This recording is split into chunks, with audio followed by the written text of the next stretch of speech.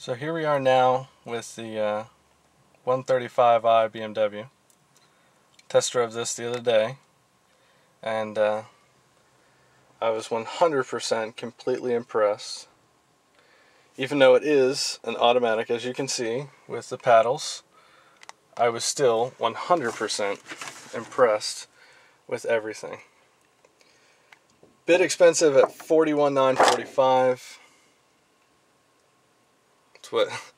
That's just a little bit cheaper than what I paid for my 330 back in 2005. But the gas mileage is pretty good for this kind of car, with this amount of horsepower. You know, very good car. I was expecting a lot different of a car. Everything that I was expecting, I didn't get that.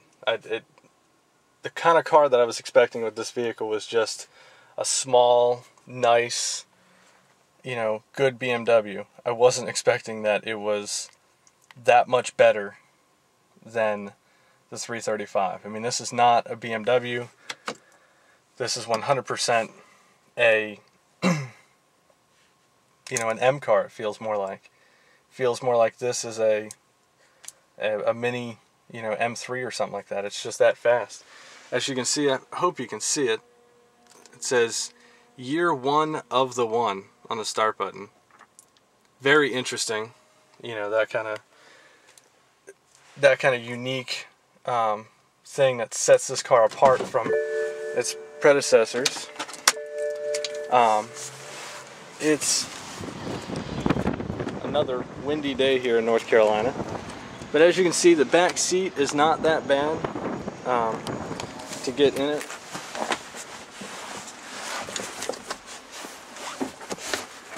That's with the seat pretty far back. That's without my driving position. So I mean, this is probably with a 6-foot person driving. I'm about 5'9", and still, plenty of leg room.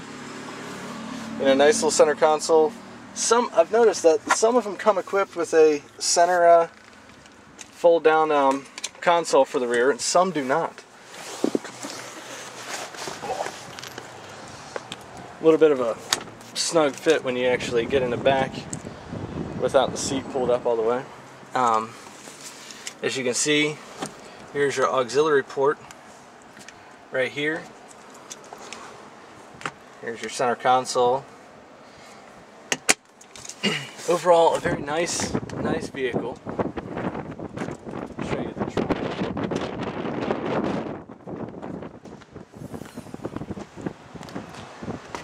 Overall, not that small. Back seats do fold down.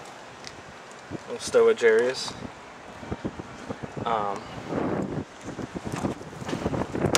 Very nice automobile. Thank you to Schaefer BMW in Wilmington, North Carolina, for letting me test this vehicle. But all in all, a very, very impressive car. Something that you don't really see on BMWs. BMW written in big, bold calipers, along with 2-pot calipers instead of the usual BMW 1-pot. Front is rather aggressive, and it's a very special car. Don't expect this to be as good as it really actually is. I got in it and I expected something nice. I expected a BMW. I expected, maybe just kind of like a smaller 335i. This car, it outperformed every bit of expectation that I had for it. The automatic transmission was fantastic. Absolutely fantastic. With the paddles even, it was great. And yeah, so that is the BMW 135. I didn't get to do as much with it as I did with the 335, or I'm sorry, the M3 that I tested back in the day, back a couple weeks ago. I was kind of driving in traffic conditions, so I didn't want to test and be stupid. But here's kind of the different things here of the car. This one's not equipped with navigation. So those of you who don't like iDrive, you don't have to deal with it. Steering wheel is very, very thick in comparison to regular BMWs. This is as thick as an M steering wheel, no doubt. Paddles are very nice, very fun. The car is just a very warm, nice place to be. You know, it's not the luxuriousness of most other BMWs. You're not going to get in here and go, oh, now this is the nicest BMW ever. You know, it's not meant to be that. It's meant to be a different kind of BMW. Sure, it's meant to be a throwback to the 2002. Sure, it's meant to be a smaller car for the BMW market in America. But it is actually more than that. You know, the seats really do hug you very well. And it's a much better car than that. You don't expect it to really be, like I said, as good as it is. It's much better than you expect. It is a very unique automobile for BMW. It's not like all their typical stuff that they produce that's got a lot of luxury and just, you know, a lot of sport. This is, you know, a good bit of luxury, but really built more towards sport than it is anything else. I mean, it's not as small as you really think when you get in it and sit in it. It's really not that small, but it's not that big either. And it also, when you're driving it, it feels, I think this car is like something like a little over 130 pounds lighter than a 335. Feels like it's 500 pounds lighter. It's amazing. Car is incredibly quick.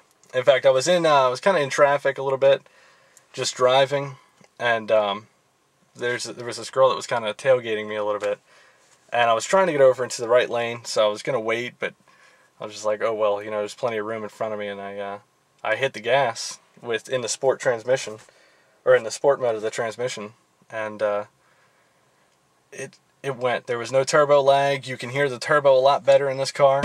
You can kind of feel, you know, really what's going on, because you can also hear it too, a little bit better than you can with the 335.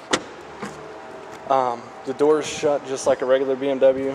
You know, very, very thick doors, very heavy doors, and it's an amazing car. It really is. It's a lot of fun. It's kind of the side mirrors right there.